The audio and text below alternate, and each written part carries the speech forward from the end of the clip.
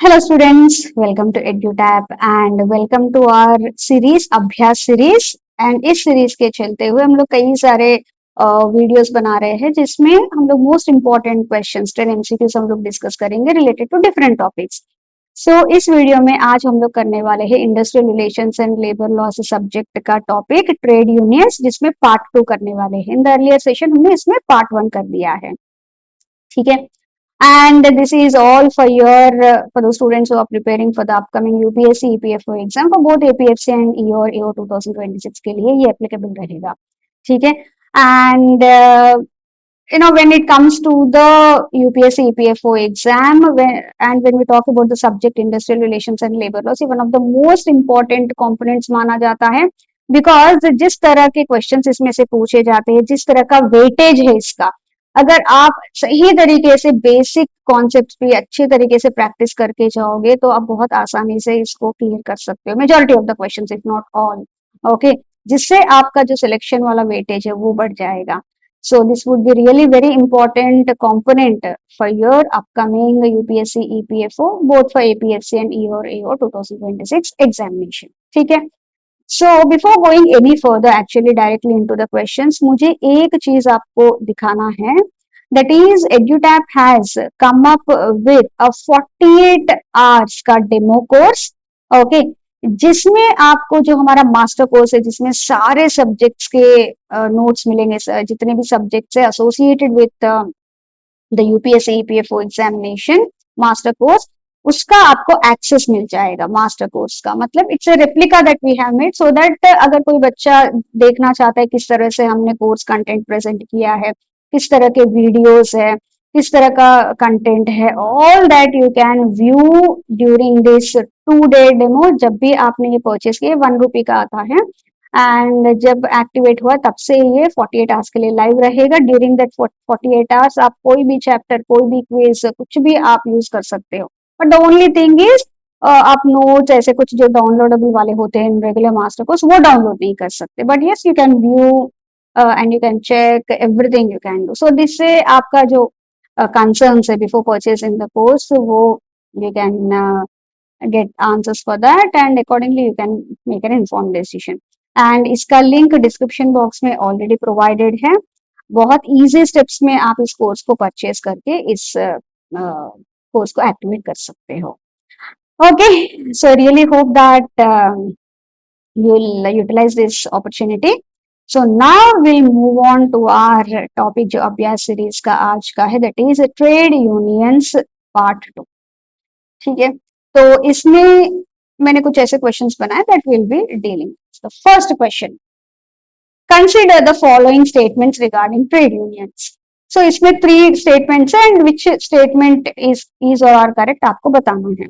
सबसे पहला स्टेटमेंट बोलता है reformist unions seek to destroy the existing economic system, okay. Reformist unions yes they want to bring reforms, लेकिन ऐसा नहीं है कि एग्जिस्टिंग इकोनॉमिक सिस्टम को बिल्कुल उसको डिस्ट्रॉय करके कुछ नया रिफॉर्म बनाना, नहीं। वो चाहते हैं कि जो एग्जिस्टिंग इकोनॉमिक सिस्टम है उसी के दायरे में रहते हुए रिफॉर्म्स करें जो बेनिफिशियल हो for both the workers and the business partners. ये बिल्कुल गलत स्टेटमेंट है। Hoxie's business unionism belong to the reformist category. Hoxie ने कई सारी कैटेगरीज ऑफ ट्रेड यूनियंस बताया है, उसमें one of that is the business unionism, okay. ये yes it comes under reformist category only because वो existing economic system के दायरे में रहते हुए ही वो करना चाहता है whatever changes। so yes this is very much true। Third statement देखते हैं, hold up unions work against employers using terrorist methods। actually hold up unions एक type of predatory unions है जहां पे इनका जो formation हुआ that is because of some understanding between the employees and the employers, and कोई इनका कोई रूल्स प्रिंसिपल से कुछ फॉलो नहीं करते, ये बस कंसर्न है विद देयर ओन बेनिफिट। तो यहाँ पे ऐसा नहीं है कि they are working against employees, actually वो भी इसमें शामिल है। सो ये भी गलत है। So here the only statement that is correct as per the question that is 2। So here it would be option B the correct answer। moving on to our next question, यहाँ पे मैंने मैच द फॉलोइंग टाइप का दिया है, ये ऐसे भी questions पूछे जाते हैं एग्जाम में। सो यहाँ पे you have to match list one में क्या है, type of trade union, list two में क्या है, इट कोर कैरेक्टरिस्टिक और operational mechanism of a particular type of trade union, ठीक है, and you have to match this. अब एक एक करके देखते हैं। Revolutionary union, now revolutionary union का क्या है नो, इनको लगता है जो एग्जिस्टिंग सोशियो इकोनॉमिक ऑर्डर है या फिर जो भी एग्जिस्टिंग सिस्टम है उसको बिल्कुल ओवरथ्रो करे एंड ऐसे कुछ रेवोल्यूशन लेके आए जिससे बिल्कुल वो वर्कर्स के फेवर में हो जाए। So here yes it seeks to completely overthrow the established socio economic order by force, जबरदस्ती, कोई रूल रेगुलेशन कुछ फॉलो नहीं करते।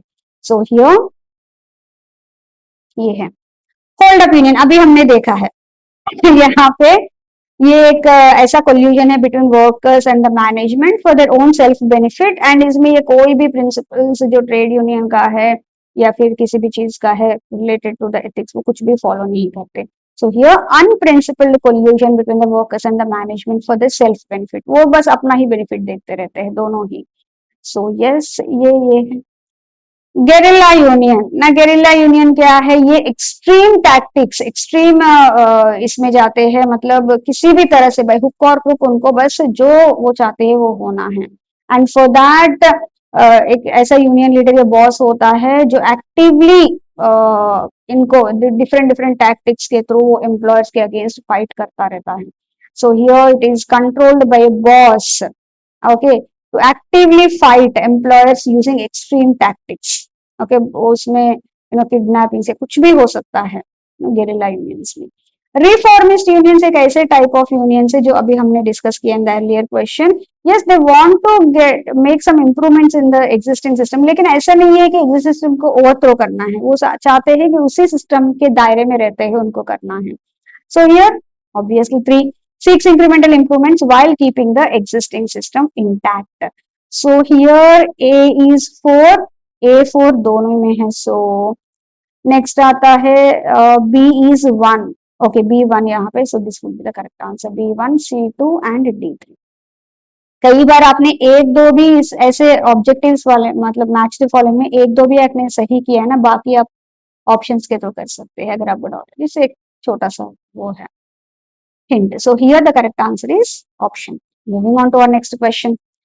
Which type of trade union is traditionally referred to as guild or officers association and represent non-manual monthly paid employees who do not work on the production floor? Generally no जो trade unions होते हैं वो blue collar workers के होते हैं, मतलब जो वो प्रोडक्शन लाइन में on the floor ground level पे काम करते हैं। लेकिन ऐसे ऐसे भी यूनियंस होते हैं जहां पे वो कोई मैनुअल काम नहीं करते हैं, मंथली उनको सैलरी मिलती है अच्छे से, उनका स्किल्ड हाईली स्किल्ड वाले जॉब्स करते हैं, एंड उनके जो यूनियंस होते हैं वो भी यूनियंस बनाते हैं, नो डाउट, उनको हम लोग जनरली गिल्ड्स बोलते हैं या फिर ऑफिसर्स बोलते हैं। सो industrial union generally skilled semi skilled सब मिलजुल के होता है, सो ये एक्सक्लूसिवली उनके लिए नहीं है।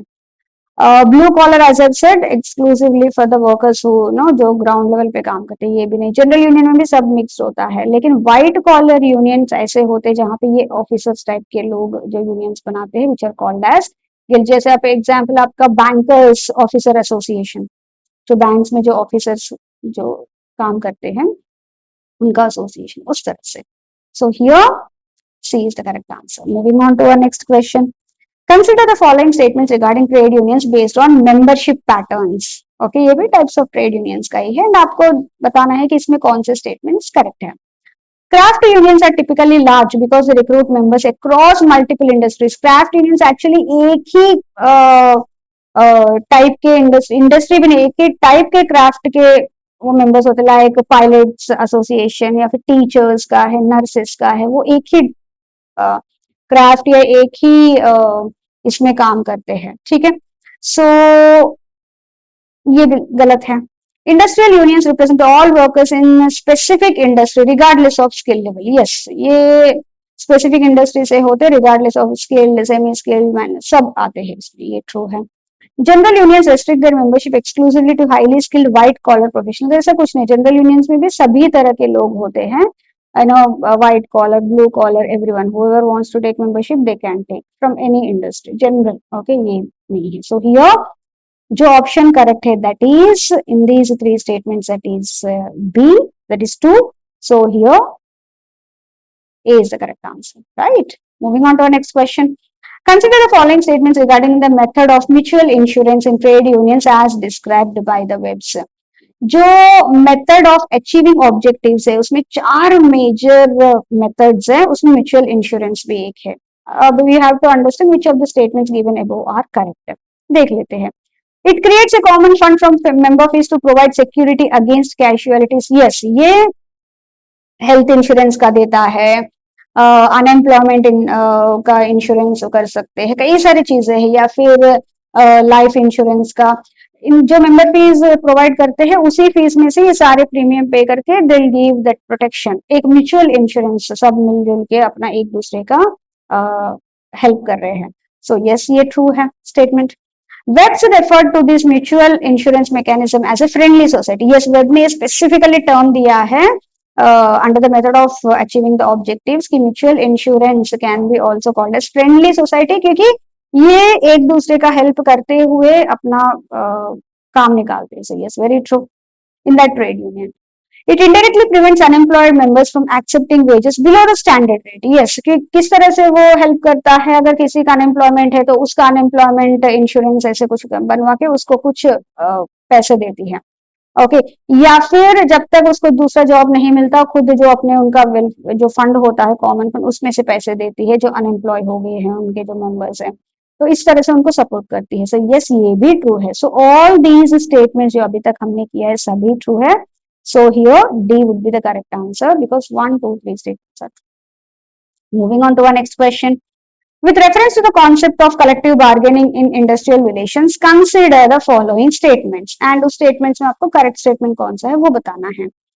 Now collective bargaining ये भी one of the methods of achieving the objective.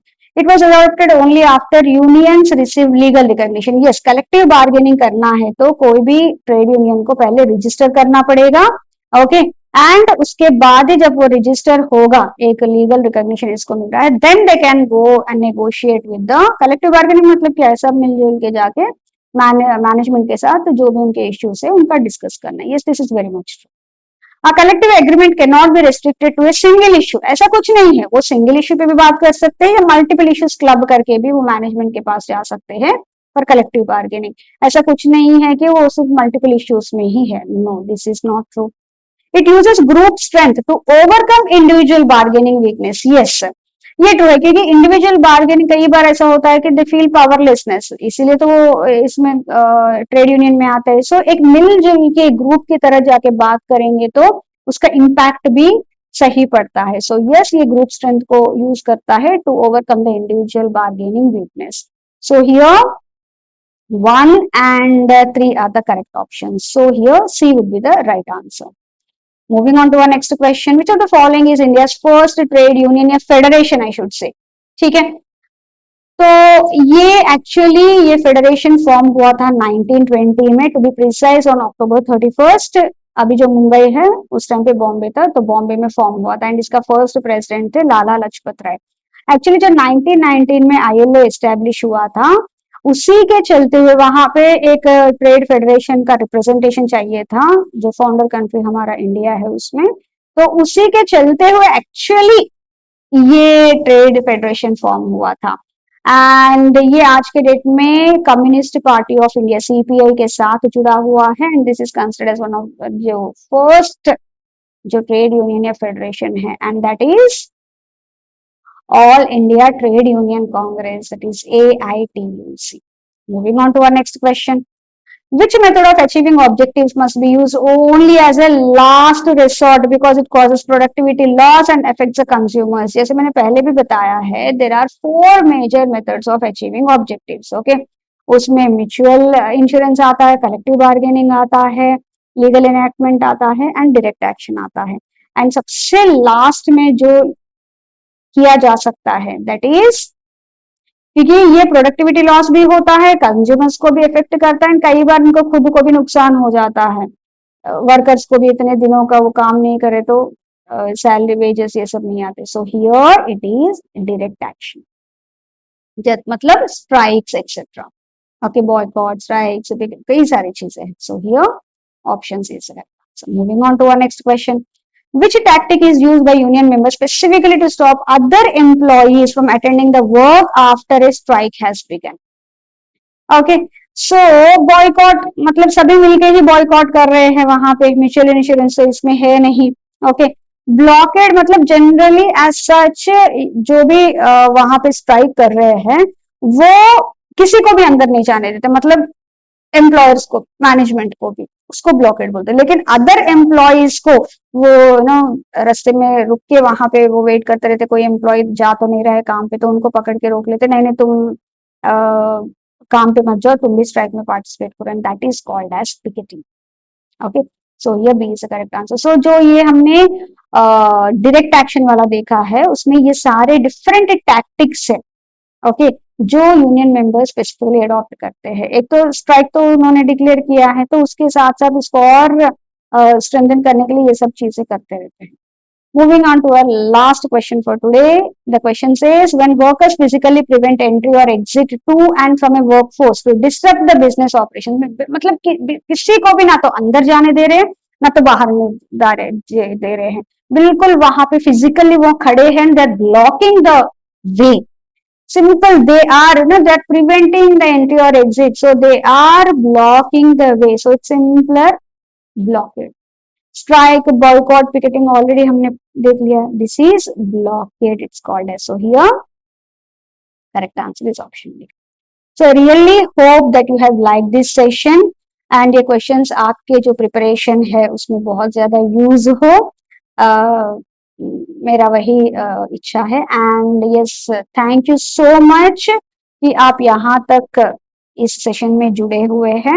And if you have any queries related to anything in a course or the course content, you can always reach out to us on this number, or you can mail us on this email id, और आप directly site पे भी जाके आप देख सकते हो different courses and choose as per your requirement. Thank you very much once again, and I wish you all a very all the best for your exam preparation. Thank you.